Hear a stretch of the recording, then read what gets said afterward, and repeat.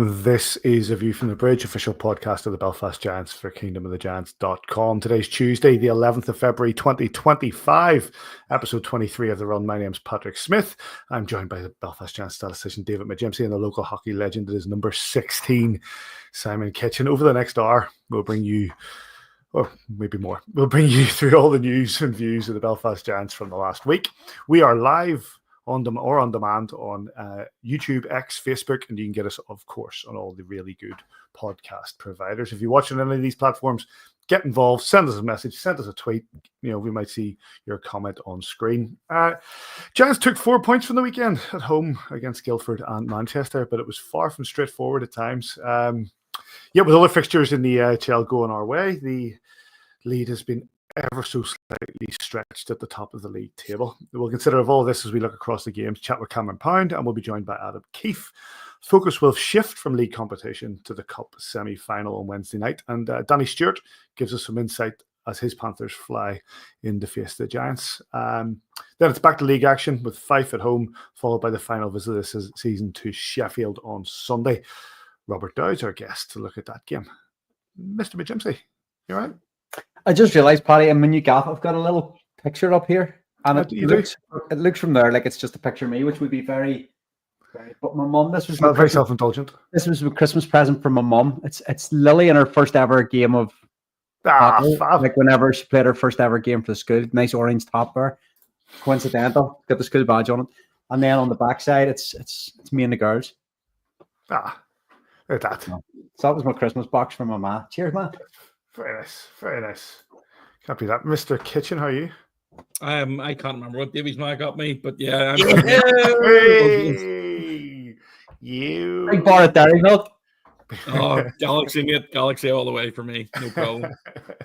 Or caramel biscuits, enjoy them as well. Do you know what? I'm just seeing the cup, the cup you're drinking out of, Davy. I've got one of those as well, but I've got it signed by somebody. I can't remember who got it. I have got one that we should give away. There it is. There, it's sitting beside. It's actually sitting beside here. If you can tell me whose signature that is. Same sig. Same sig. I think you had a gold Sharpie in about 4 of these cups, and you shoved them in his hand. I've just realised. Sign them. We'll give them away. And 6 years later, I'm still drinking out of it. I still have them. Yeah. You know who that is? Says. Can't really see it. Number 24. Number 24. For us? For us, 2019. Oh, I do know who it is, yes. Yes. Calder Cup winner. Still sounds familiar from what it is now, yes? Yes. No, carry on. Just trying to give people a clue. Oh, right, okay. Right, we get cracking in these games. I didn't get that clue, but... No, never mind. Might be wrong. Let me see it again. Hold on, they get my good eye. Carry on. This is great for those people watching on Spotify. People that are listening on the radio. Right, okay. So somebody in the chat's got it. I will say it. Somebody in the chat. A couple of people in the chat have got it. Right, guys. Let's get cracking. Belfast Giants had 2 games of the weekend, both at home. A win against the Guildford Flames and a win against the Manchester Storm. Both of these games were interesting in their own way. Let's get the first one out of the way. We talked about the Guildford game. Let's get the views of the coaches. Yeah, I thought the first period we were okay. Okay is not good enough, clearly, but I thought we controlled the majority of the play. Obviously, we come in, down from that. We didn't do enough in the first period to get control of the hockey game. So that was disappointing. Second period, I thought was horrible. I thought that Guildford was just better than us in every aspect, competing and skating, and they just took it to us. I think they outshot us 14-5. Third period, completely flipped the switch. That was the team that I'm used to seeing. That's the team that's in first place. And that period, the team in the second period is inconsistent and not very good, to be honest. We have a very average hockey team. So third period, you come out, you flip the switch, and all of a sudden, we look like the team that has taken us this far into first place. And you claw that one back. We probably could have got that done in regulation. It was unfortunate there. We had a ton of chances, just couldn't finish. I thought McAdam played well. I thought Tom played well. And obviously our power play was clutch. Our power play gives us a chance there. And then obviously the penalty kill in overtime was huge. Some big block shots, some big saves. And then again, shootout, we were clutch. It's a tough one for us, but I think, we have to come out of here with our heads held high tonight. I think it was a really, really good road performance in a really tough building against the number one team in the league. But I've got nothing but praise for how that team played tonight. We were desperate. We played some desperate hockey there. The boys played that way, and we put ourselves in a great position. Like I said, it was a solid road game. Going into the last period, 3-1, I think it was, that Belfast are going to come. And they did. They tilted the ice. And obviously, 2-0 last period ties the game up. And then obviously you go into the overtime period, and again, we got on a 4-on-3 and didn't capitalise on that. And I think at that level, when the games are as tight as this, it becomes a special teams battle, doesn't it? And I mean, we got one power play goal tonight, but Belfast got two. And obviously, it's tough, but we've got to dust ourselves down. And overall, I'm really happy with the group and what I've seen here tonight from this team.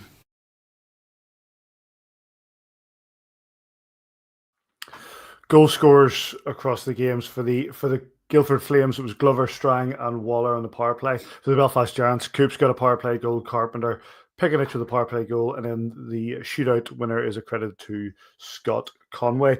Tom McCullum back in nets for the Belfast Giants. And, Davy, I'll start with you, because you heard it from the coach there. He said we were okay in the first, but we were abysmal in the second. It was basically... for me, it was 40 minutes of the Belfast Giants being off the pace.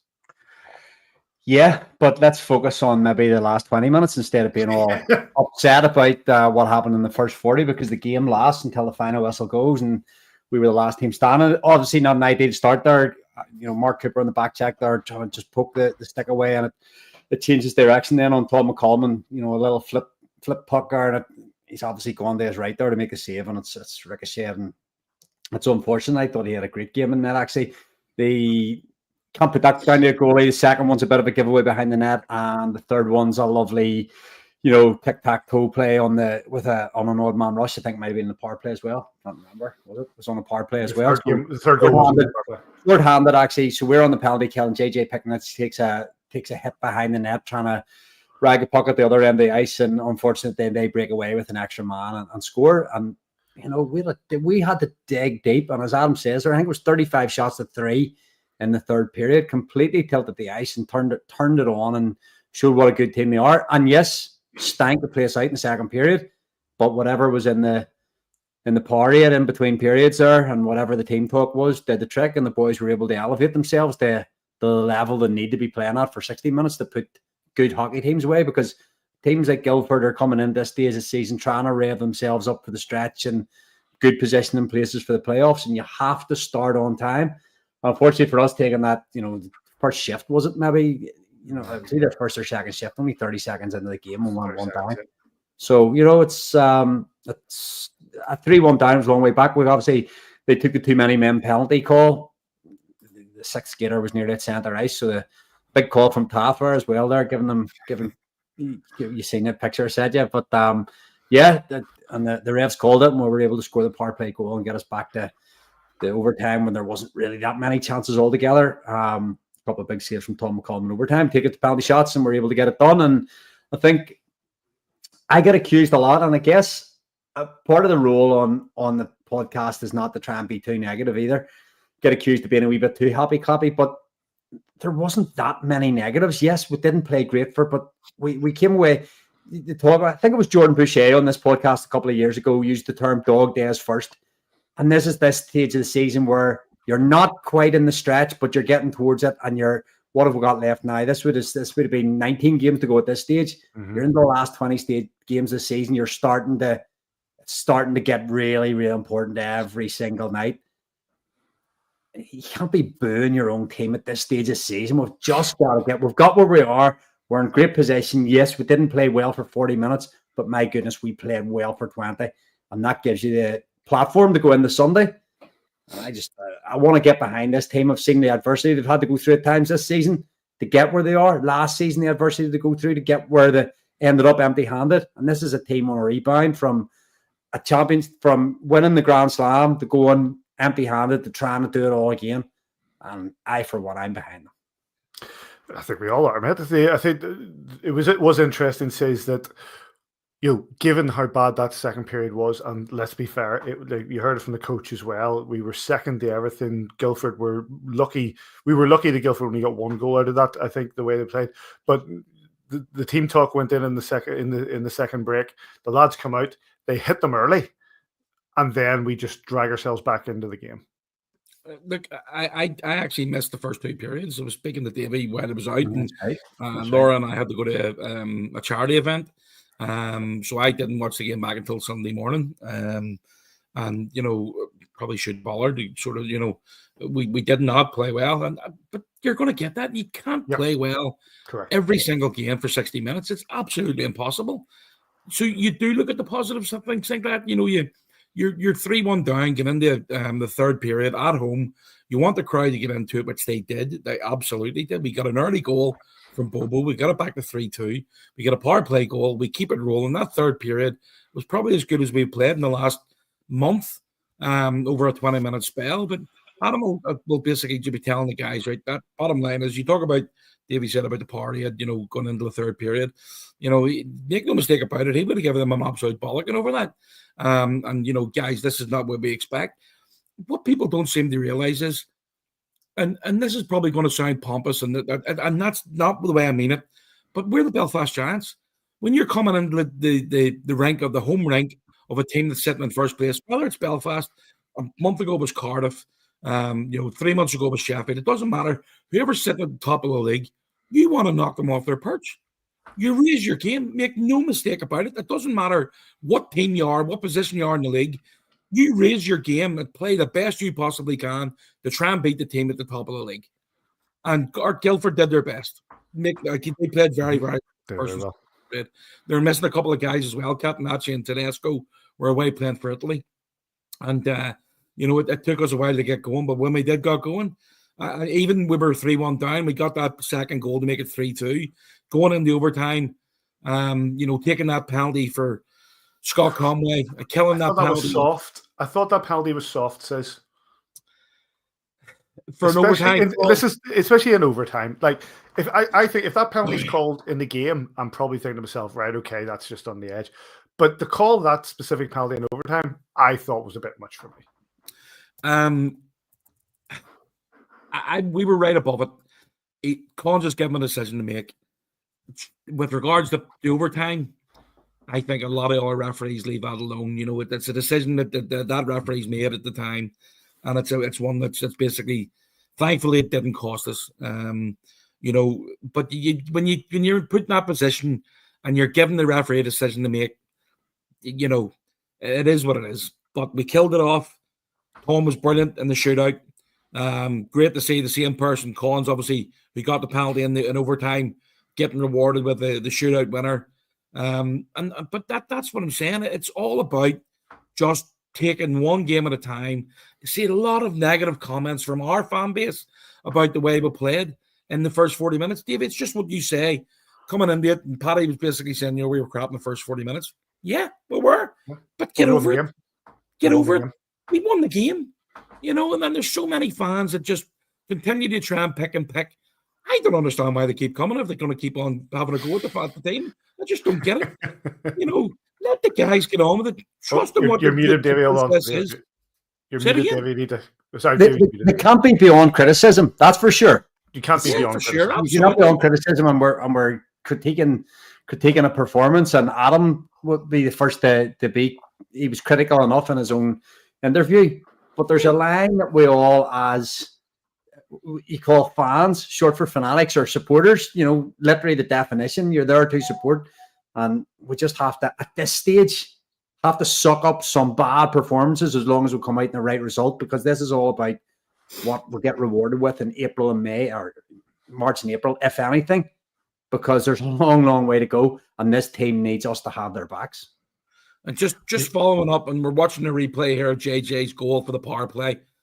we talk about the hockey smarts. We talk about players that just have that different vision than some other people.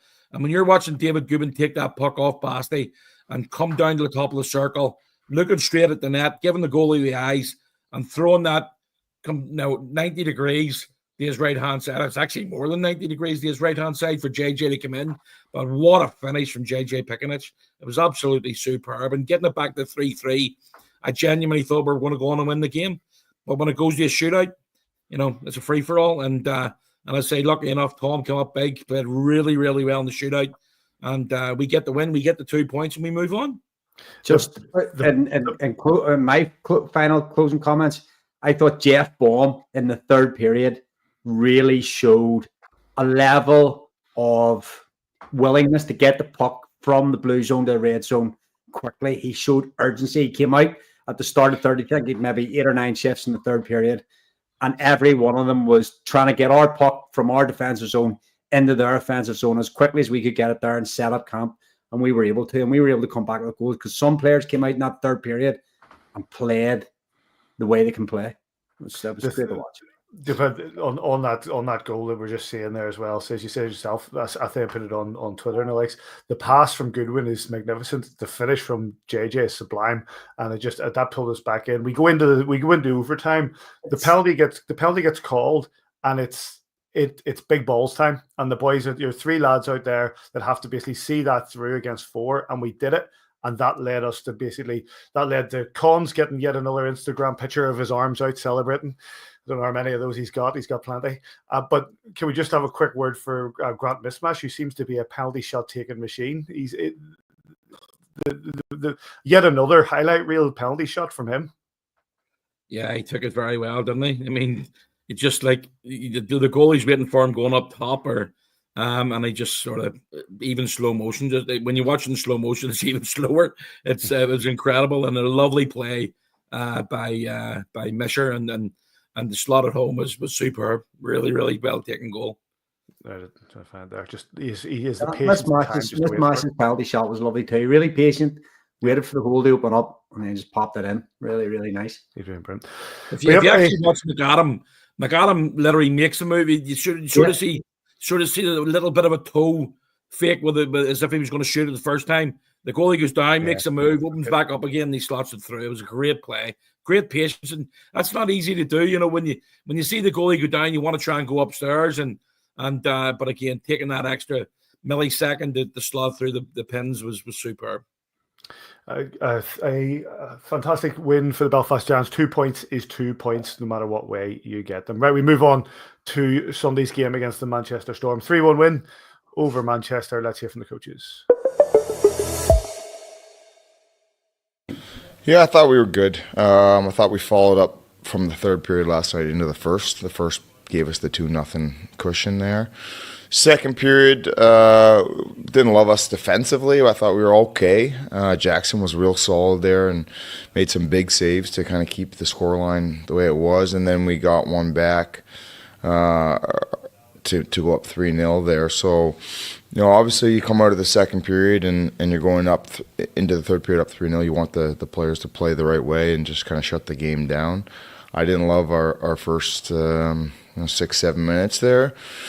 Then Manchester gets that one, and it could have went the other way, and they could have kept coming at us. We've seen that before. But I thought the guys after that first one calmed down and had some real good offensive zone shifts and kind of killed the game from there. Even though they got that second one where they gloved it in, I thought that was against the run of play. And from that point on, I thought that our guys were pretty good and played in their zone and played the right way and got the job done. And it's a 4-point week, and we certainly can't complain about that. Well, Belfast came out of the gate just like we expected them to, and we didn't answer the bell at the beginning. So we were on the back foot right from the start, and the first period was pretty tough on us. But the second and third, I think we outshot them in the second and third. So we had a little bit of a pushback, but against Belfast, man, you need to take it to another level, and we didn't find that level tonight. Saying that, the third we found a little bit more. It wasn't enough in the end, but the guys battled to the end, and And there were some things that I liked out there, and there was a few things I didn't. But Belfast, they're a tough team to play against. But I think we just didn't come out when we weren't ready at the beginning.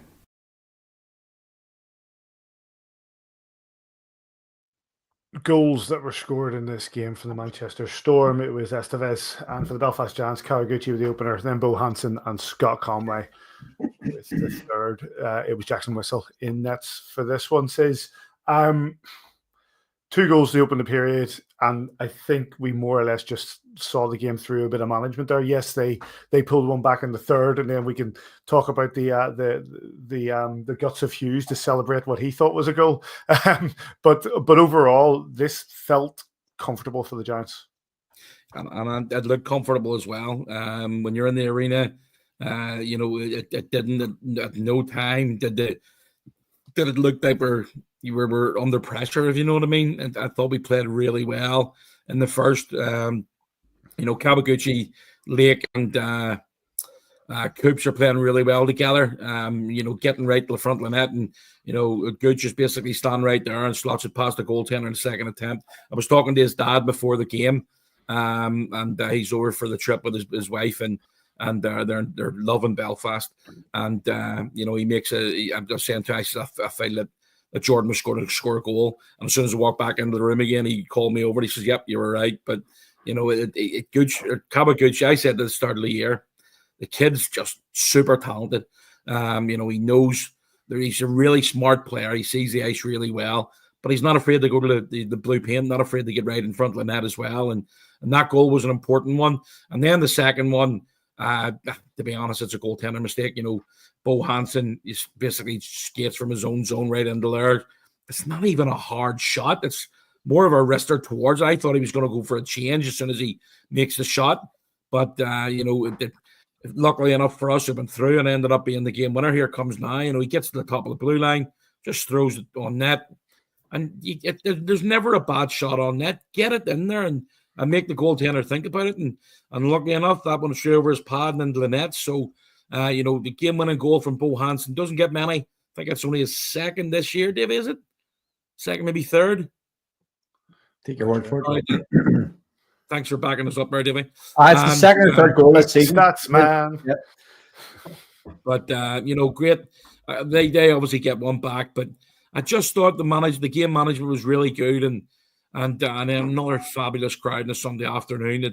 You just want to play and get those 4 points at the weekend. It just makes everything so much easier for everybody connected, fans, players, staff. And I thought we played really, really well. And to be honest, in the third period, Jackson pulled off a couple of really, really good saves to basically keep the score down to 3-1 or 3-0 at that time it was. But really good play, and glad we got the 2 points for sure.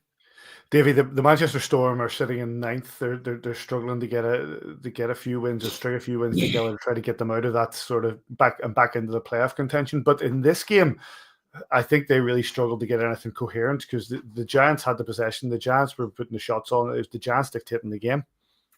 Yeah, but did well in the face-off circle. We talk, we'll go and talking cliches about possession being 9/10 the law and all, but if you can start with the puck, it makes it a lot easier. And we said in the previous game as well about starting on time. You get 2-0 up after 10, 12, 14 minutes, whatever it was. And yes, Bo Hansen with his second goal of the season, Simon.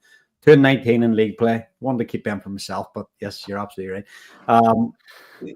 I thought you said it at the start, Paddy, then you're able to manage the clock and you're able to manage the space on the ice as well. Clogged the neutral zone up well, didn't give them very much going through, and they got the one back towards the end. Was hoping for Jackson that he'd maybe be able to keep the old goose egg intact, but unfortunately not to be. And that second one, that I don't know whether you give any time to. I thought the Storm were pretty lucky actually not to get called for a penalty on it. I text Simon on the night, like that's probably, but the letter of the law, he's closed his glove on it, should be a penalty to us, and instead it's just a face-off, and we're still 3-1 and under a little bit of pressure. But I felt we sort of handled the whole game pretty well from that early good start, and then we're just able to manage the clock the whole way through. And good goaltending, good defense, good 2 points.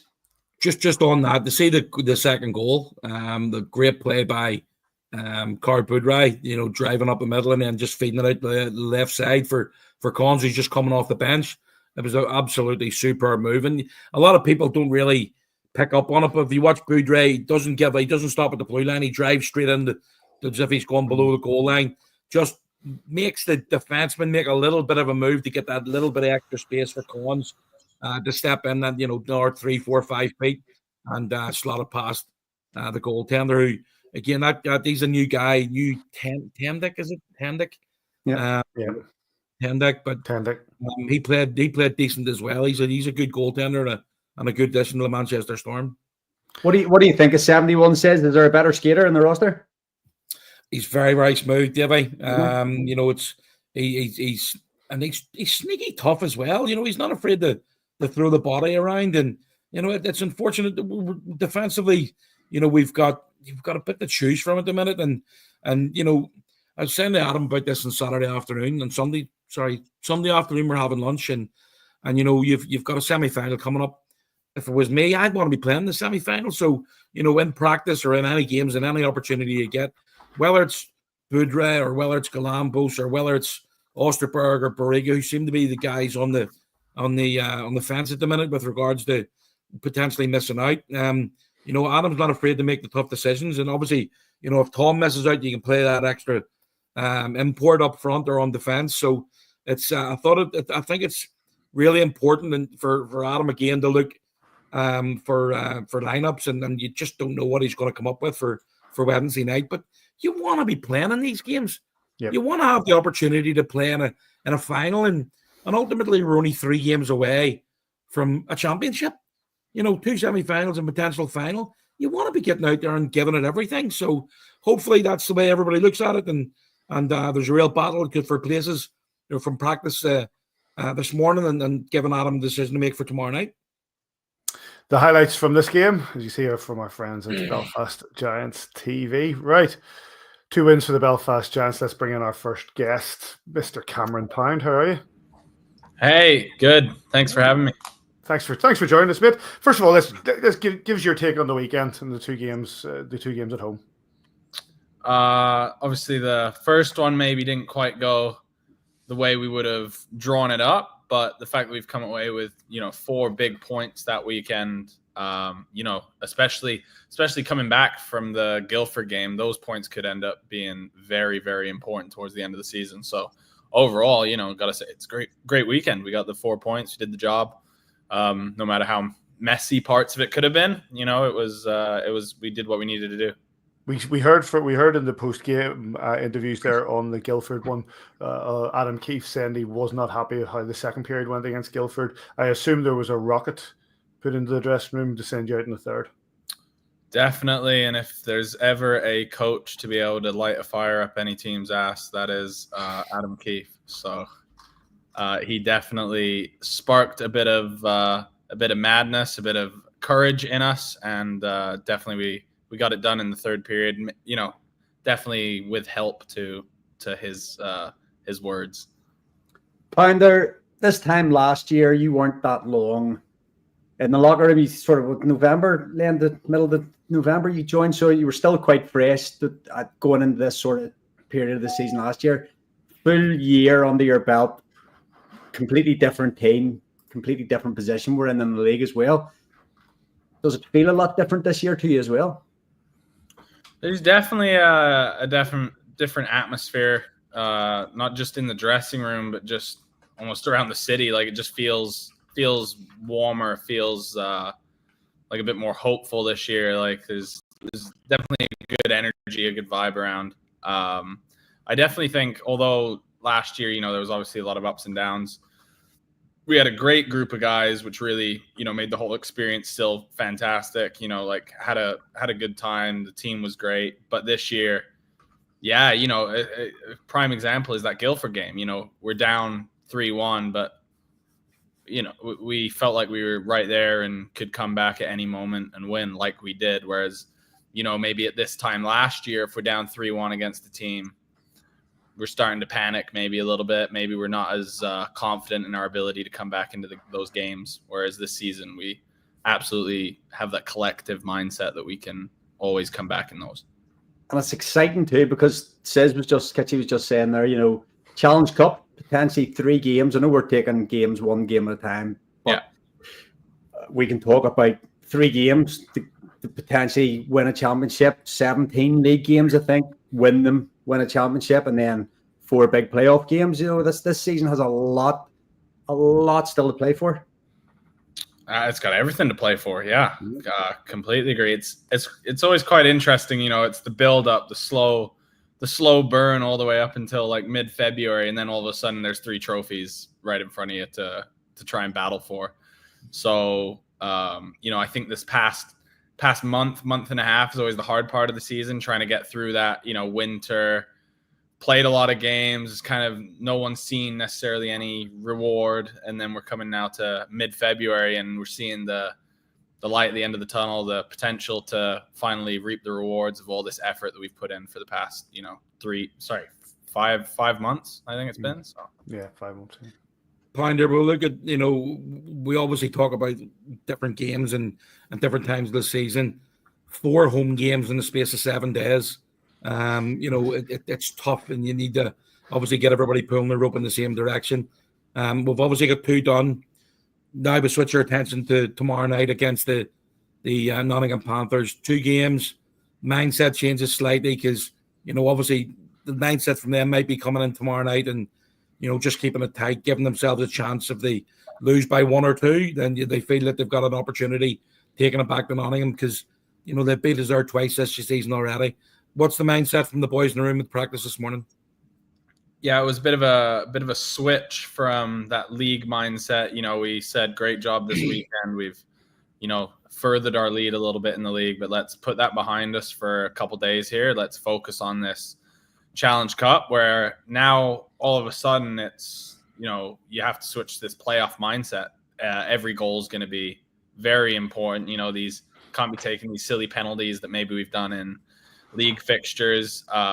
These small mistakes are now very, very important. Their importance is leveled up significantly. So it's going to be a matter of everyone doing the little things as best as they can. We don't need everyone to go through and dangle 3 or 4 guys, but if everyone can block a shot, if everyone can make that extra hit or that extra stride to get to the puck first, it's playoff hockey. That's what's gonna get the win in the end, and it's gonna be the difference maker. How is the atmosphere in the room? It's good. Yeah, it's good. It's always a little. How do you say it? It's always a little groggier at Dundonald in the morning. A little earlier, a little colder, but no, the feeling's good. How could it not be? We're in a great position. We're still feel fresh. And we've got everything to play for. So there's a lot of excitement in the air as a team for sure. How are you feeling about your own game? Sorry, go on. Leeds media question. What's it like being a Belfast Giant? Like, how freaking cool is it being a Belfast Giant? It's cool. It's first of all, like, the city's obviously fantastic. Everyone talks about that and knows that. But just playing in front of that many fans and that many fans that care every night is fantastic. The treatment you get around the arena and around the city is just all of it together. It just comes together, and it's fantastic. You feel like a real pro for sure. How are you feeling about your own game? Because obviously, like Davey said, it's been about a year now since you come in. How do you feel your own game's changed? I definitely feel a lot more composed. If the game slowed down now, when I first came in. There's obviously a lot of excitement, a lot of adrenaline. Maybe you're not catching everything. And then as the games come on, as the practices come on, the game kind of starts to slow down. You start to see more. You start to feel like you have a little extra time on the puck, stuff like that. So, no, I feel a lot better this time, at this point of the season this year than this point of the season last year. Obviously, there's been a bit of numbers to play around with, so I've had to help out on offense, which maybe isn't my go-to, but if I can help out the team in any way that I can, especially when we're coming to these important games, I'm happy to do it. So how does it feel being in the pro game? In the pro game? Have it come in because obviously you came straight from U Sports straight into the Belfast Giants. Yeah, I mean, it's every it's every kid's dream, right? To play pro in the sport that you love. So it's it's everything everything come true, right? So it's awesome. Fantastic. Well, listen, mate, we'll not keep you too long because a big game tomorrow. We appreciate your time. Good luck tomorrow night, and we'll catch up with you soon. Thank you very much. Cheers, guys.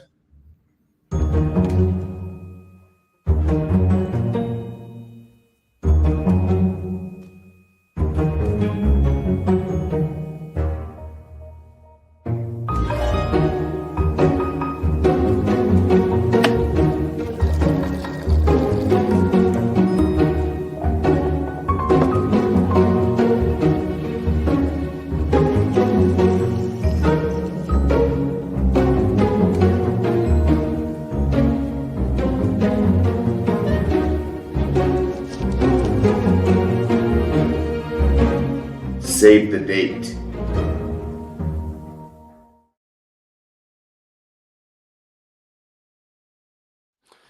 Of June 2025. So the big thanks to Cameron Pound for joining us. And who do we invite in now but the man you've just seen? Please welcome back to View from the Bridge, the head coach of your Belfast Giants. That is, of course, Adam Keefe. How are you doing, Keefe? Not bad. Nice little advert there. Just get your calendars. Let's start with that, actually. How preparations go? We've obviously had Kevin Surratt announced. We've had John Pelly announced. Unbelievable, Simon. Things must be starting to gear up. Obviously your focus is on where we are now, but the players are being chosen, and this is all going on in the background. Yeah, obviously it's going to be a good time when it does come, and it'll be nice to see all those guys. I'm excited for them to get back into Belfast. Excited for all the staff to see them and the fans to see them. It's just going to be a great week. And I mean, it's going to be a lot of fun, but obviously right now there's a lot going on. So it's kind of in the back of my mind. Well, then let's bring you back to the weekend. Then we heard your post-game comments earlier in the show and about that second period in Guildford and how you weren't happy with how we performed. What did you say in the second period break that made them come out and we get the 2 points? I wouldn't remember, but blacked out a bit. More just an honest talk with it that we have every period break. Really, I mean, really what it comes down to is the leadership in that group and in that dressing room that's done it before, going out and doing it. I mean, they understand. Now's the time to find that playoff urgency and go over and take over a game and not be denied. Because there's two different things. There's games where you go out and you just play, and that can mean that we still play well. But there's also times when the other team comes out with a little bit more urgency or intensity. You better find a way to match it or overtake them. Otherwise, you're going to be in a dogfight, and we were certainly in a dogfight there with Guildford. So it was important that we found that playoff urgency. And then when we did, you start to see us take over the game, and that was nice to see. And it's also good for the group to see that that is possible. But we don't want to be doing that too often. I'm a big believer in having stress-free games by controlling the game from start to finish. Through possession, and you can only do that if you start on time. So it's another advert for us because certainly through that second period and maybe lost a few hours or maybe a year off our lives there with the stress of that one. But so we want to make sure that we're controlling games as much as possible, because there's going to be times when that type of extra playoff urgency is required, and we want to make sure we still got that in the tank when it is. This team, Adam, I'm not going to say the team struggled, but we had injuries and we had things go against us in the early September, October, November. But from the start of December, this team kind of flicked the switch, and it's grown over the last 8-10 weeks into the kind of beast it can be. Yeah, I think, predominantly over the years, we've gotten better as the season goes on, as players start to understand how we want to play, but also start to get used to the city, the organization, their teammates, and start to trust. I think what it really is once the team builds that trust and that belief within each other and within the structure and the process that we want to play with, once there's belief within that and everybody trusts that each other's going to do their job, that's when the team takes off. And we're not going to be perfect. I mean, this is a tough league. I mean, everybody's out to win every single night, and you got to compete, and you got to find different ways to win every night. And we're doing that, and that's nice to see. But we, like I said, we still have lots of room for growth, which is actually quite exciting for us as a coaching staff and a group that I still believe that, there's room for us to grow and get even better. Does that make the kind of the transient nature of this league, where the likelihood of having 15 of these guys back next year, well, it's zero. It hasn't happened before, so I assume it'll not happen next year, where you have to start again and build that trust and build that process? And is that exciting, or is that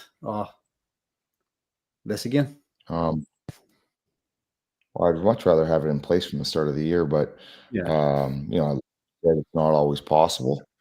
And you every year deals you a new hand. Doesn't matter if you have the same team or not. I remember winning the league in February, my third year here, and we kept roughly the same team the next year, and we won nothing. So, winning, it doesn't just come to you.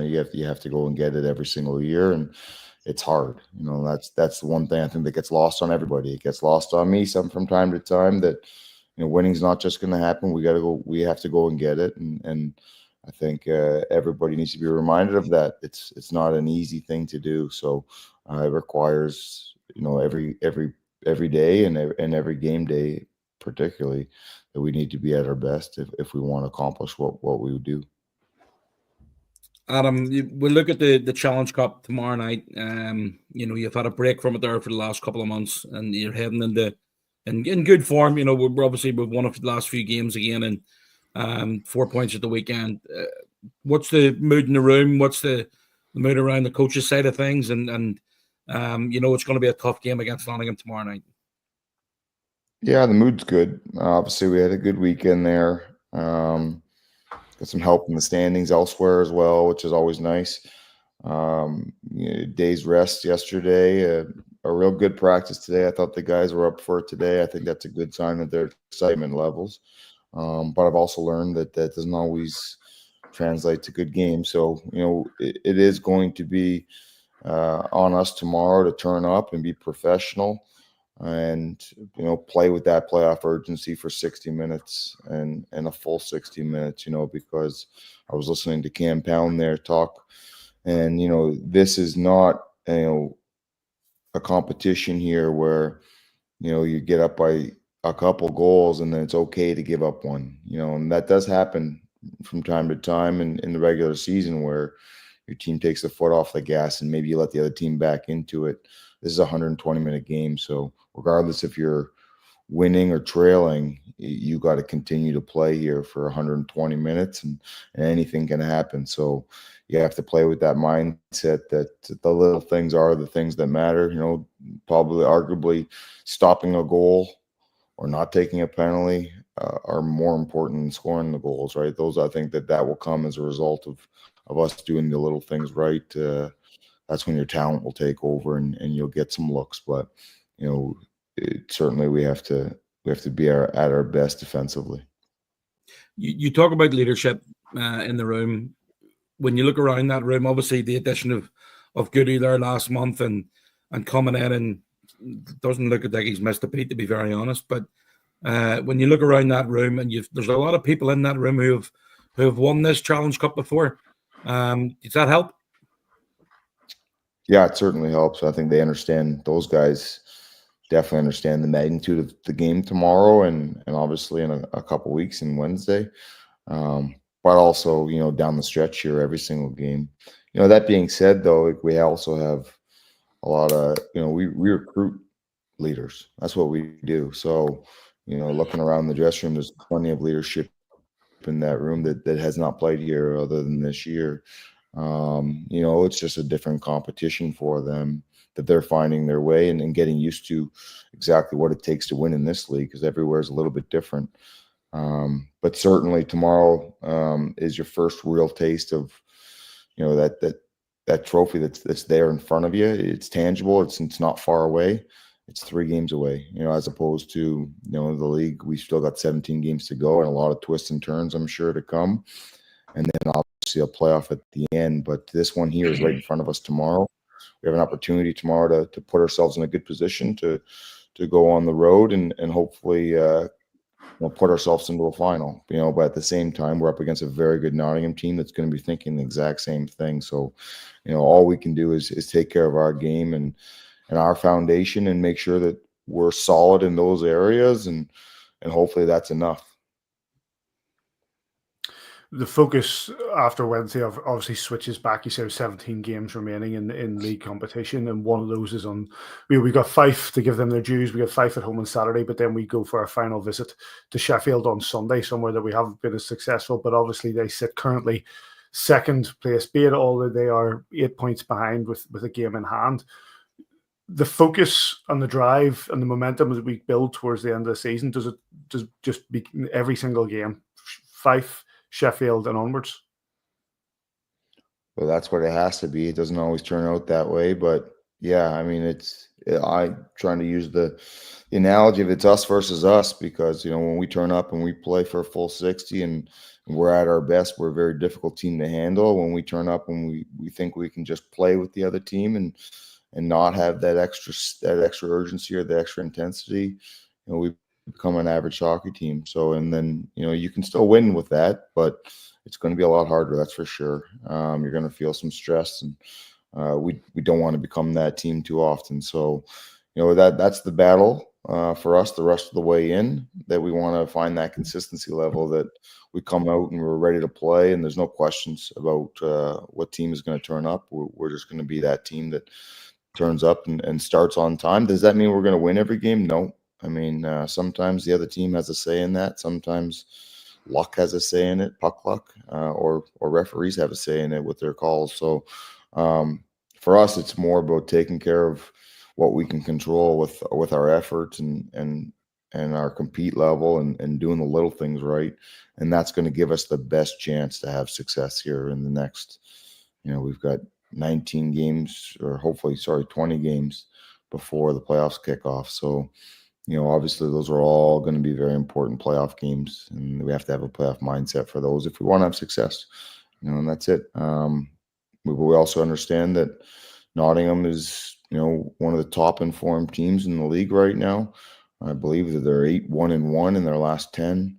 And obviously they've won or lost 1 in their last 9, and that was in a shootout the other day. So, they're a very good team, and they're the real deal. So, we have to be prepared for them. And obviously Sheffield, you never take them lightly. They're the reigning champions for a reason, and I'm sure that Cardiff's going to get their stuff back on track. And it doesn't matter who you play.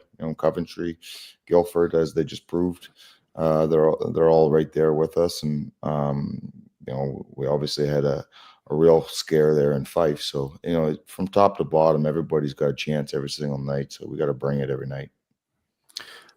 Adam, we appreciate your time. It's going to be an exciting end to this season, no doubt. Good luck tomorrow night, and no doubt we'll chat to you before it all ends. Sounds good. Cheers, guys. Have a good one.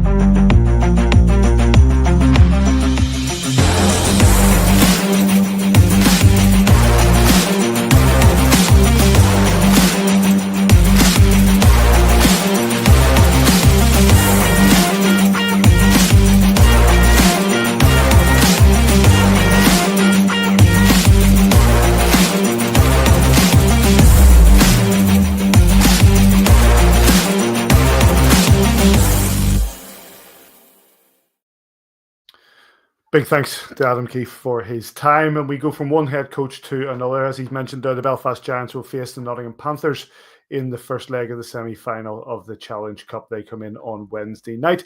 Since their 2 defeats here about a month ago in league competitions, they went on a rich vein of form. Only that stumble just last Sunday against the Glasgow Clan in shootout, stopping their winning streak. I had a chance earlier on to chat with the head coach, Danny Stewart. Danny, good to see you. Happy birthday for yesterday. I hope you had a good one. Yeah, it was good. Chill day, right? Day off in between work days. But had a nice day with my girls, and nothing too crazy. Just quick turnaround to travel today. So, but no, it was good. You don't celebrate them as hard when you're 46. I'll tell you that. Mates telling me I'm 43 myself, so I'll get there eventually. You know what I mean? But it's starting already on the fade. It's already on the fade when it comes to celebrating birthdays. The kids take over, and my son's birthday is the day after. So all my stuff's gone. So anyway, listen. Nottingham Panthers, 7 wins from the last 10. You've moved into third position in the Elite League, 1 point behind the Sheffield Steelers, still in contention for a title. You've done it so pretty, I'd say quietly, because everybody's had their eyes on the Belfast Giants, the Sheffield Steelers, and the Cardiff Devils. But there you are, Nottingham Panthers, moving up into third. 6 months into the season, you must be happy with the way things are going. Yeah, I certainly am. We got off to a good start in the Cup. And then, but when we got into league play, I think, if I remember correctly, I think our first 11 games, we were 4-7, sitting in 9th place. So, to come all the way from there to where we are now is a great achievement. And, credit to the guys. They've dug in and played good hockey all year. You look at how you've done it as well, and the players that you have there. You look at so you've got 3 players sitting at the top of your scoring in Hembrandt, Hare, and Kondos, who are more or less a point a game. Then you've got Mitchell Fossier, who is more than a point a game, and he's an absolute assist machine. You guys are formidable going forward. Yeah, no, we have been. I think it's funny because it's probably not our identity. I think we've probably defended as well as we've put the puck in the net, and certainly adding Foss, added to our offense, and kind of, I guess, gave us that extra goal a game, which has been a big reason for our turnaround. And we got 3 lines that can score, and a fourth line that goes out there and is responsible, and they've chipped in the last 3-4 weeks with a couple as well. So when you get that quality depth scoring, you'll win some games. That was going to be my next question, is regards to that depth, is getting that depth, especially when you want to go so deep into the season, having this semi-final we'll talk about in a second, having the remainder of the season being relatively in contention for a league title as well with the way you're scoring. That depth is what's going to sustain you to the end of the season. And I think it's a big reason for where we are, because, if you guys remember, we lost Zach for 3 months. We lost Alfaro for 6 weeks. Like, we've had, some key guys out for extended periods of time. Ryan Bednard, still out, and Jason Grande's come in, did a phenomenal job, and Garrett's come in and did an unbelievable job. And having that depth, in situation, I think it was around the Christmas stretch where we were kind of, as every team does, we were kind of 9-5. And guys like Kelso and Betteridge and Otto, they all stepped up and played bigger roles. So, you can't have enough, that's for sure, in this league. You mentioned Bednard there, and obviously he went down with that injury. Probably one of the standout goalkeepers of the league. But Jason Grande's come in. You've went through 4 goalkeepers this year. Import wise, it's not. But what you have done is you've been able to find them, and they've been able to perform really well. Yeah, and you got to give Omar a lot of credit for that, right? He's found some gems here, and I think that, just like every coach and every recruiter would say, there's an element of luck involved in that as well. Sometimes if you go through that many goalies in a season, they're not all going to pan out. But Rock came in, did a really good job for us, and Vorva, his stay wasn't as long as we would have liked, but the couple games he got in, he showed his quality, and Jason since then has come in and been a stud for us. So. And we needed that, especially with the way Beds was playing before he got injured. The last trip, I just sticking on Jason. The last trip to Belfast probably didn't go as well as you would have wanted. But one of probably the standards is the fact that Jason Grande went into nets there and he didn't let himself down. I thought he was one of the standout players of the weekend. Yeah, no, absolutely. I think, result wise, it didn't go the way we wanted. But I thought Friday, what was it? Was it Saturday? No, it was a Friday. It was Friday. Saturday. I thought we played a really good hockey game, and Whistle made some phenomenal saves, and I thought really, I don't want to say steal the game, but probably prevented us from, getting a point or maybe 2 out of that game. But Saturday, Belfast, I think, played, even better, and we dropped a bit and they outplayed us. But yeah, Jason was big that game and gave us an opportunity, kept it close into the third period. And, unfortunately, I could sit here and say we had a lapse in defense and giving up that breakaway. But that was I believe it was Roach that made the pass. It was a phenomenal play that he made to Kieran Long for that breakaway. So sometimes good plays beat you, and unfortunately that's what happened that night. You subsequently went unbeaten up until this past Sunday in a shootout defeat to the Glasgow Clan, but you went unbeaten. You went obviously the momentum is starting to gather, and now you go into Wednesday against the Belfast Giants in the first leg of the Cup. What are you hoping to see from your team going into this game? Just that next level of urgency. We obviously losing on Sunday. It's funny because you win 8 in a row and then you lose a game in the shootout. It feels like you've lost your 5th in a row. So you gotta pick yourself up quick, and then that's a good thing because that we've held ourselves to that standard. But we've touched on some things today that we could have done better and handled better. And I think it was a really gritty game, a heavy game from Glasgow's side, and I think it prepares us for this Wednesday against Belfast, who plays a heavy style, a very puck possession type team, and I think it was good for us. A 2-legged semi-final. Obviously, you're more than accustomed to this sort of thing, but a lot of your guys won't be accustomed to this sort of 2-legged aggregate score. Is it just approach these 2 games individually, or do you play the long game? Yeah, you go into it like a regular game, but you do have to make guys aware of certain things. If it's a 4-2 game either way, and you're winding down in the last minute, it's very easy to maybe switch off, especially if you're on the losing side. And if you give up that extra, it carries over. So you have to keep that in the back of your mind. There's the obvious thing, like telling the goalies that in no way, shape, or form in the first leg we'd pull you. So make sure you stay in the net. But other than that, because none of these guys have even remotely heard of an aggregate before they came to the UK. So, but like I said, it is a 120-minute game, but you have to be aware of the situations you're in and the times of the game, because it's happened to me as a coach in the past with my teams. One really bad period can certainly lose you the aggregate. How beneficial is it for the Nottingham Panthers to have the second leg at home? Yeah, I always go back and forth with this, whether it's best to start at home or finish at home. Yeah. It's always a hindsight thing, obviously if the first game on the road goes well and you put yourself in a good spot, then yeah, absolutely. It's great to have that second leg at home. But so our objective is to go in there and win a hockey game, and then bring it back to Nottingham with a chance to get to the final. One last question for me, Danny, and I do appreciate your time. Obviously, all eyes are on Wednesday night, but looking ahead, just a few days ahead of that, is the game on Sunday in Coventry. And if you don't mind me asking, because obviously what's on the ice is on the ice, and that game will be that game. But it's also what the Coventry Blaze are holding as the remembrance game for Keno, and obviously it's almost a year now since Dale left us. Obviously, that game's been chosen because of your involvement with the Nottingham Panthers, and there'll be emotions of that. Your thoughts going into that game? Yeah, well, first off, I'm very grateful to the Blaze organization for thinking of me in terms of that game and bringing it forward a week. And it'll be. I try my best to remember Keno in a good light, and all the fun stuff about him. He was quite the character, and it'll be a special moment. Some of his family will be there, his kids will be there, and I'm sure it'll be tough for them. So.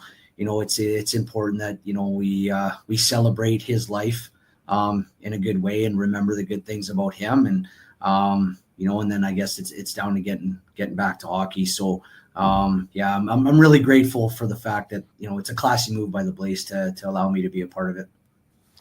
Danny, listen, we really appreciate your time. Best catch that bus, get yourself to Belfast, travel well, and we'll speak to you soon. Okay, thanks a lot for having me. Take care, guys. Big thanks to Danny Stewart. Literally, that was about minutes before he was due to get on the bus to Luton. The Nottingham Panthers on their way to Belfast a night early, obviously, to prepare themselves for the game on Wednesday night. Just to quickly touch on that game, gents. Obviously, the aggregate score, obviously, Nottingham Panthers, as I said, after the 2 defeats to us about a month ago, they went on a run, and a pretty good one, says, that has ended up, yes, they end up losing a shootout on Sunday, but their tails are high. Listen, I said this a while ago. They're a good team. They're a really good team. Their top 6 is, one of the best top 6 in the league. Make no mistake about it. They've got good goaltending. They're solid at the back end as well. And it's all about momentum. You know, they're playing very, very well at the minute. And, you know, I expect them to come in tomorrow night. And I don't want to say shut up shop, but it's up to us. If we play our game and we get the fans involved and we get the fans behind us, we've got a good chance. You know, I fancy our chances against anybody in this league. And it's about, you know, staying out of the penalty box, trying to take your chances when they come along. And listen, I don't know how to tell Adam how to suck eggs. He knows what he's up to. So it's I'm really looking forward to the game. And I'll be on the mic tomorrow night.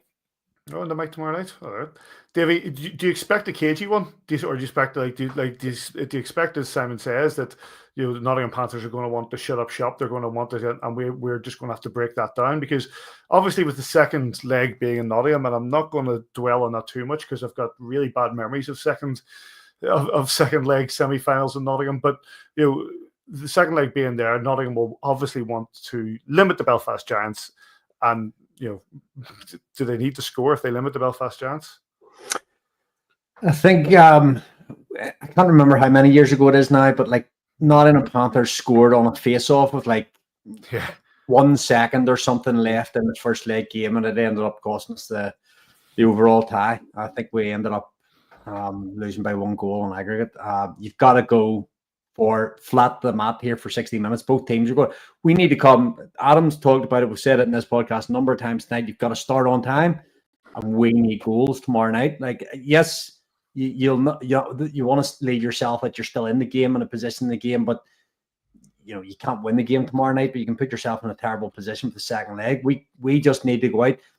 Adam used a great term there that I'll remember for a long time. It's us v us. Now, for me, Nottingham Panthers are the second best team in the league this season. I've had a good look at Sheffield. I've had a good look at Cardiff. Yes, they've had their injuries. Yes, Sheffield have had their injuries, and so have we, and so have Nottingham. But like man for man, I know the 2 games that we played in Nottingham, we were very short benched in both of them, and won an overtime loss after a terrible, you know, call to leave us short-handed in overtime. But the first game we went in and we're probably, what do we have, about eight forwards maybe, Simon, or somebody, you know, 12 guys or whatever that night. But those games are behind us now. We're in a strong position. We've got a good team, and it's us v us. I know we've got to play what's in front of us tomorrow night, but if we can come out and play Belfast Giants hockey, and it has to be for 60 minutes tomorrow night, there can't be taking shifts off. There can't be taking time. I feel it'll be an intense game. I feel that the intensity of that we won't have seen for a few weeks now, and that might just gear us up nicely for the weekend as well. In the other semi-final, the Sheffield Steelers have a 5-3 lead over the Cardiff Devils. That will be played at the same time as what we play on Wednesday night. So we'll see, before we go to Nottingham, we'll know who the opponent will be in the final. And should it be us, we will be hosting. Let's talk about Sheffield. We have the game. I'm going to correct what you see scrolling as Simon has just sent me a message that the game against Fife is actually on Friday, not on Saturday. But the game against Sunday is definitely at 4 p.m. in Sheffield. The first visit we have there, the last visit we'll have there against the Sheffield Steelers. I had an opportunity earlier on to chat with a player who won championships here, or a championship here, and that was, of course, Rob Dowd. Rob, thanks for joining us. How you doing? I'm good, thank you, mate. How are you? Not too bad, mate. Just arrived in Cardiff. Are you all set up for tomorrow's semi-final? Yeah, we are. We've just pulled up. We had practice this morning in Sheffield, hopped on the bus, and we've literally just pulled into the hotel now. So, you know, obviously the focus for us is the game coming in on the Sunday, but the focus for you is the game tomorrow night. How do you feel going into Cardiff with that lead? Yeah, it's good, obviously, going into Cardiff with the lead, but everybody knows it's a very good team, and it's a very tough place to go and play. So we can't really sit back on that lead. I think we're going to have to come out and try and win a hockey game to progress. I don't think you can go in there with the mentality of we can sit because we've got a couple of goals on them. I think that's a bad way to go into it. It's a very good team that can score goals at will when they're rolling. It's interesting because we were speaking to Danny Stewart earlier as well about aggregate games, and obviously you're more than a fair aggregate games, with regards to football, and we know all about how aggregate games work. And there's a lot of guys there with a lot of experience in your team who have been through this before. But some of the new guys, did it take a bit of explanation to sort of say, no, lads, this isn't done yet? No, it's a 120-minute game. You've got to kind of stress that it's a continuous way, because obviously in North America, it's not a thing. It goes in games. You win that game, you go one game up. Where here we're a bit more football oriented. I think it comes from with the aggregate game. So yeah, a few guys, like you said, you got to explain it to them, and they don't get it. But yeah, I think everybody's ready and understands the job we got to do.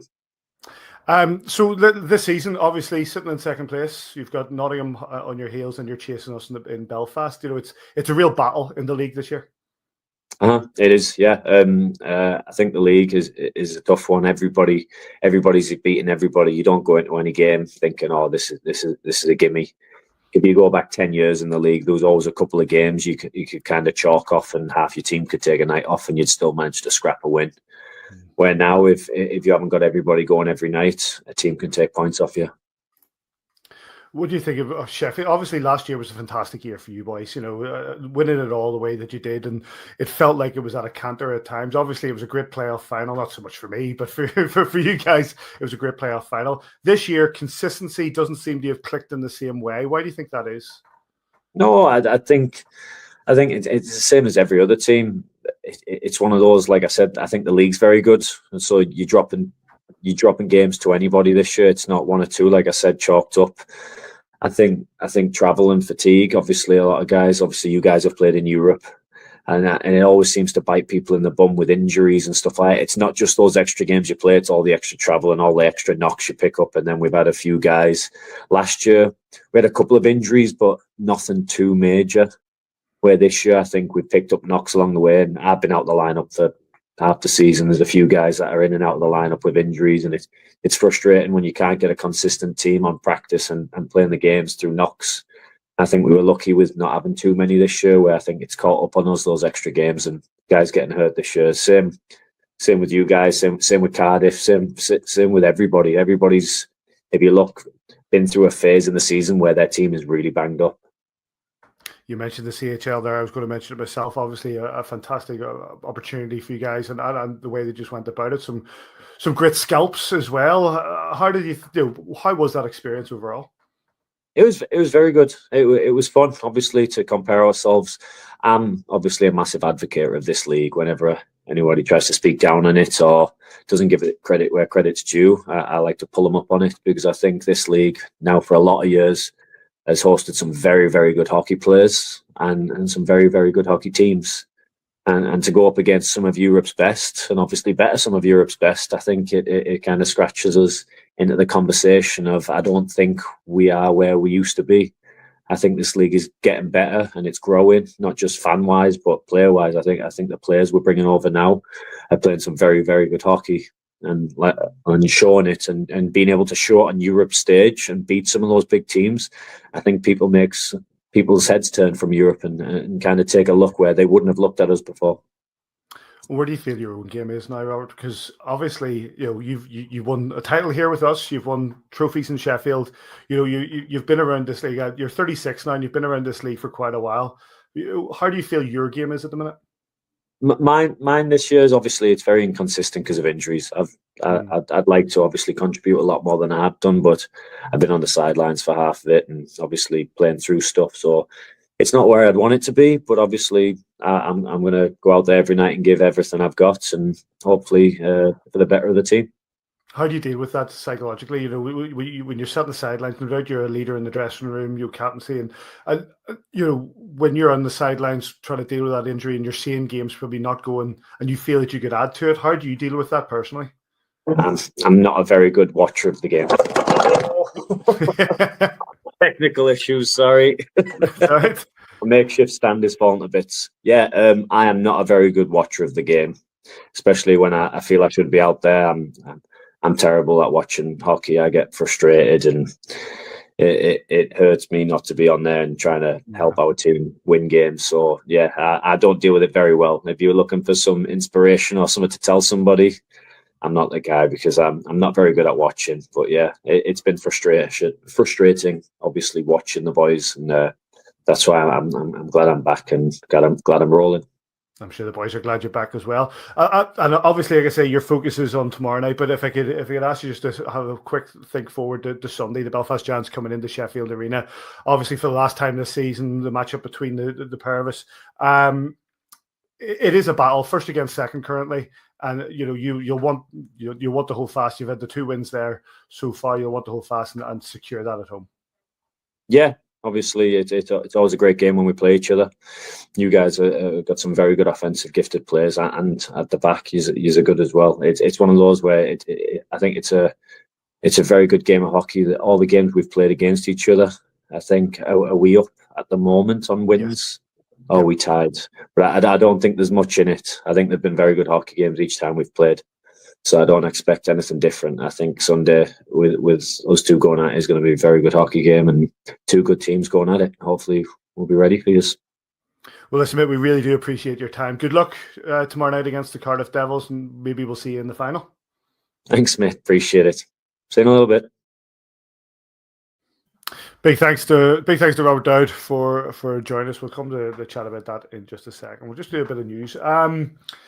One thing actually I'm going to say is I want to do a bit of a congratulations outside of the Elite League, a bit of a congratulations to Boston University, who have followed up, who have added to their winning of the Bell Pot by picking up the Bean Pot in the last few days.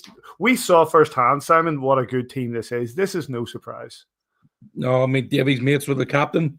They're a solid team, and I watched a bit of the game.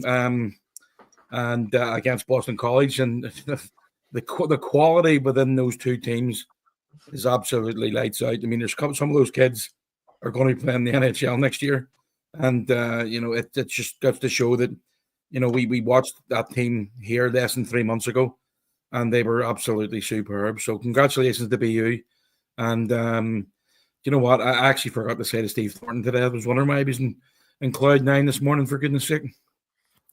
It's one of those, Davy.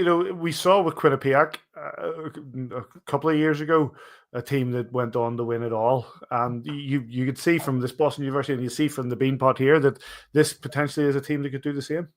Well, winning's a habit, and those guys, whenever we were talking to them, we were in a very fortunate position to be able to talk to them after they'd won the trophy here, the Friendship 4 here.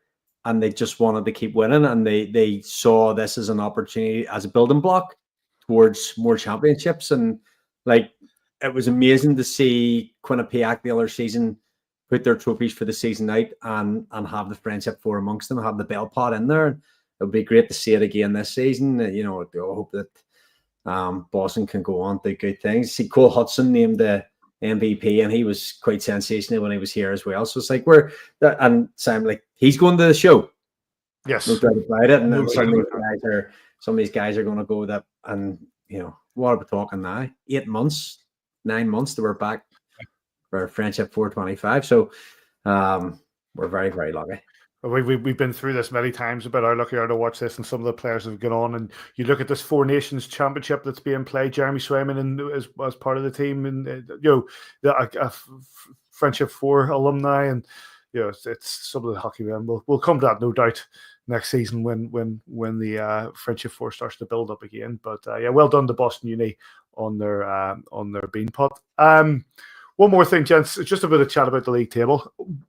Nottingham Panthers, we're going to come back to them again. The Nottingham Panthers, and I said this to Danny Stewart earlier on in the interview there, they've quietly went in the number 3 slot. I say quietly because obviously people are talking about Belfast, and they've been talking about Sheffield, they've been talking about Cardiff. And Nottingham, who got off to a bad start, have got that momentum, and they're in the 3rd. Are they as dangerous as anybody? You've said yourself, Davy, that you think that they're probably the 2nd best team in the league. They're dangerous. Everybody's dangerous behind us, and us for us. Back to that again. We've got to take care of our own business and let them worry about themselves. They've got to play each other a little bit more than we've got to play them. We've got Nottingham twice, Sheffield once, Cardiff 3 times. So there's a lot of hockey still to be played here. I don't even want to look at the figure. You didn't annoy me. You know what I mean? The other week when you were saying about, teams we have to play. No, not even about, yes, we've got there's the old Northern Ireland one from about 2016. You dare to dream, but that's it. It's just got to be one game at a time. And I know that's cliche and all, but as I get older and I've seen this team lose leagues on the last day, I've seen this team win leagues in the last day, and I know that so much this league isn't going to be won in March. It's going to April, and it's finish the season. There's no givens there, and it's us v us. Again, I've said that about 5 times. I think it's brilliant what Adam said there. We've just got to concentrate on the Belfast Giants and play our brand of hockey and come out every single night.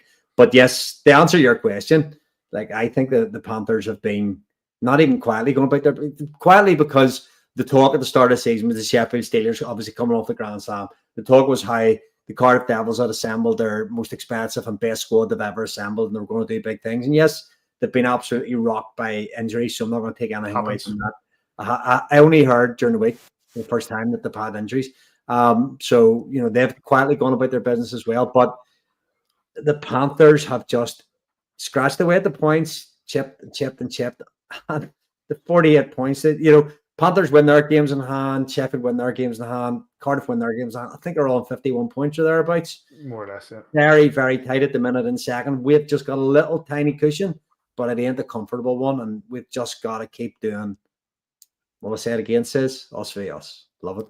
Simon, your take, obviously, it's Belfast, Sheffield, Nottingham, Cardiff.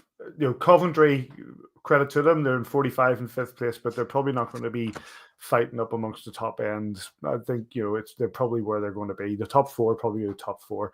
Who's your, when it comes to outside of the Belfast games, who do you look for first? Cardiff. You're still there in Cardiff, really? I'm telling you, Cardiff aren't finished yet. If they get healthy, they've got a really, really good team. The Nottingham Panthers and Sheffield Steelers are 2 really solid teams. We talk about, I mentioned it earlier when we were talking about the team in first place. Everybody wanted to beat the Steelers this year. Everyone. The Steelers come into the season, treble champions from last year. We did it the year before. Everybody upped their game for us, and everybody's upped their game for Sheffield this year. They come out of the CHL. And in fairness to them, they haven't really been gurning about it. They haven't, as in the organization. Some of the fans I see, are calling for the heads of Balmas and a few other players. But again, they've played a lot of hockey in the last couple of years, and the Steelers have got a really, really good team. But you talk about Coventry. Coventry aren't down the list yet at the minute as well. They can mathematically win this league. They beat Cardiff twice at the previous weekend. They've taken us close as well. They will win more games against the top 4 this season. Make no mistake about it. But we concentrate on us. One game at a time. The league is miles away at the minute. We've got a big game tomorrow night, and that's what Adam will all be. That's all he'll be saying to the boys tomorrow night about. Let's concentrate on this one. We'll worry about 5 when we get to Friday. Concentrate tomorrow night, see where we are, and then take it from there. And once tomorrow night's over with, all he's going to worry about is 5 Flyers. He'll not give a toss about Sheffield and not care about what's happening next week. It's all about the 5 Flyers on Friday night. So one game at a time. Listen, we're in a really, really good position right now. We've got 9 teams below us who would all love to be in the same position. So they're all going to want to basically go out there and beat us when they get the opportunity. But let's take one game at a time. Friday night is miles away at the minute, and it's all about Wednesday, Nottingham Panthers and the Challenge Cup. Last bit of news before we go to any other business is the Player of the Month, which for the 6th occasion has been won by none other than Jackson Whistle. He was presented with his award on Sunday night after the game against the Manchester Storm. 6th time, Davy. Incredible. 11 or 12% of the overall winners ever. I think, what did you say, 54, 55 times? 53 awards, and he's won it 6 times. I don't know how many years that is now. Is that like 9 years or something? I don't know. So 2016 was the first one. 2016, so 10 years of AVFTB Phone Cab Player of the Month. But to win it 6 times is pretty impressive. And has it been won as a collective, as the goalies on other occasions? Well? Yes, he also has one where a collective. Let me just check my spreadsheet. But anyway, yeah, very, very well deserved. February 2022, he won it as a group with Besco and Dicko. Yeah, I know that we spoke last month and we all had our own votes, and I thought Longer had a great month, considering what the role that Longer's playing in the team. I thought he had a great month, but you can't take anything away from Jackson. His numbers alone have been staggering through January. Didn't expect him to play as many back-to-back games as he has. He probably didn't expect to play as many himself, and he's played with aplomb. And like coming in on Sunday, like Simon said during the piece about the game earlier, and I think Adam mentioned as well, he made some huge saves on Sunday. So we're very, very lucky to have the two best goalies in the league for me. Says Jackson, player of the month, January. He was great. Jackson's played very, very well. Arguably, he's made the net his own right now. Adam's going with a hot hand, and Jackson seems to be that guy. So, Tom played well on Saturday night. Mm-hmm. It's a tough decision tomorrow night to see who's going to go with. Jackson again. He's pulled out wins, and we know he's not the. Tom seems a little bit more calm in net than Jackson, but he's a scrambler and on occasion, and but he finds a way to get it done. So we'll just have to wait and see where we're playing at. But congratulations to Jackson 6 times for. I mean, that is more than 10%, isn't it, Davey? Yep. At the time, so fair play to him, and look, a lot of people around the league think that Jackson is a backup goaltender. He's proven where he is right now, at least that he deserves to be where he is. He joins Mark Cooper, Tom McCullum, Carl Boudreau, and Bobo Carpenter on this year with regards to the View from the Bridge Fundicab Player of the Month, and congratulations to him. Oh yeah, sorry, I'm glad. Well, I'll get that for you. Phil, I'll get that picture up, but I don't even know where to find that, Simon, during the week. Must have been reading an old book or something. But I came across this. But happy birthday today. Happy 50th to James Lynch. Lynchy's only 50. He's older than 50. He's at his 50th. I'm sure he has. Happy 60th then, Lynchy. Lynchy, how old are you? I'm sure you'll be bombarding the comments here in a minute. But happy birthday, Lynchy. Big love. Saturn will tell us the truth how old he is. He'll be spoofing himself like, I can't believe he's only 50. So explain this picture, Davey, you sent me. This was a picture of, I guess, the wives, girlfriends, and kids from probably season 1 or 2. And one of those kids is Jackson Whistle, and one of those kids is Brandon Whistle. You can tell which way around they are, obviously, but I'm trying to think who the kids just immediately to the right are as well. Davey sent me that last week, and I sent it on to Jackson. That's a belter. And he said, "Look at the stud in the Ducks jersey." Yeah, he loved it. Like me, absolutely loved it. I don't know where. I can't even remember now. I'm doing a wee bit of research for a little project I'm working on, and I don't know where I came across that picture, but anyway, I did. So there you go. And a big thanks to Karen Lynch, who informs us that Lynchy's 56. I apologize because I was just being funny, thinking Lynchy was probably younger than me, but wow. What? 56? Lynchy can retire in less than 10 years. That's mental. No, it's not 67 now. Lynchy can retire in less than 10 years. Put that first one out, Paddy. I'll edit that out of the live stuff. It's fine, mate. Belfast Giants, 3 games. We said Wednesday, 7 p.m. in the first semi-final of the Challenge Panthers. This is getting to the stage, Paddy, where you do one of those rally pants call, Not yet, but second leg. Okay. Yeah. The Friday, 7 p.m. against the Flyers, not Saturday, as I mistakenly put over there. Friday at 7 p.m. against the Flyers back in league competition, and then we are over to Sheffield to face the Steelers on Sunday at 4 p.m. You can get that on Steelers TV if you're not going to make the trip over. Likewise, the games at home, if you're not getting down to them, you can get them on Giants TV. Any other business, boys? Anything? No? Good to say. with that, then, a big thanks to Cameron Pound, Adam Keefe, Danny Stewart, and of course to Robert Dowd for their times. It's going to be a big week ahead. It's a lot of games. Where would you get it? Just out of interest, where would you get it? The captain of the Sheffield Steelers, the coach of the Nottingham Panthers, the coach of the Belfast Giants, a defenseman of the Belfast Giants, and 3 legends like us. Where would you get it?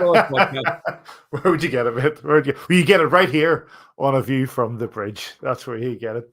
Big thanks to you boys, as always. Everybody who's getting in touch and sending your comments through, big thanks to that.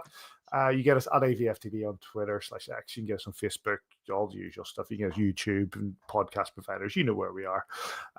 3 games in the next 7 days. Tell you what, there was 4 games in 7 days by the time Saturday comes along for the Belfast Giants. These games are coming thick and fast as we come towards the end of the season. Your Belfast Giants still have that 8-point lead at the top of the Elite League. We're in for some exciting times. And wherever you are this weekend, we hope you enjoy your hockey. We'll catch you next time on A View from the Bridge.